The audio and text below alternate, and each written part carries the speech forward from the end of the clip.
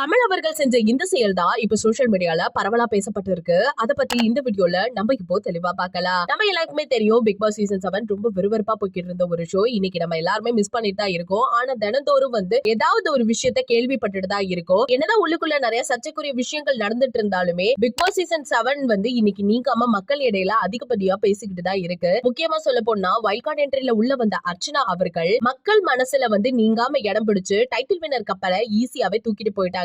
இது எல்லாருக்குமே ஆச்சரிய தரக்கூடிய ஒரு விஷயமா தான் பேசப்பட்டு இருந்தது. இப்படி இருக்க நிலையில நடிகர் கமலஹாசன் அவர்கள் செஞ்ச இந்த விஷயம் தான் சோசியல் மீடியால பயங்கரமா பேசப்பட்டு வருது. அப்படி என்னையா பண்ணாரு அப்படின்னு நீங்க கேட்டீங்கன்னா பெருசா எதுவும் இல்ல. அவங்களோட டீம் மெம்பர்ஸ், அதாவது பிக் பாஸ் போட்டியாளர்கள் இருக்காங்களா, அவங்க எல்லாருக்குமே ஒரு விருந்து கொடுத்திருந்திருக்காரு. இந்த ஒரு போட்டோ தான் இப்ப சமூக வலைதளத்துல அதிகமாவே பரவப்பட்டு இருக்கு. சோ என்னதான் இருந்தாலுமே அவர் ஒரு ஹோஸ்ட் மட்டும் தான்.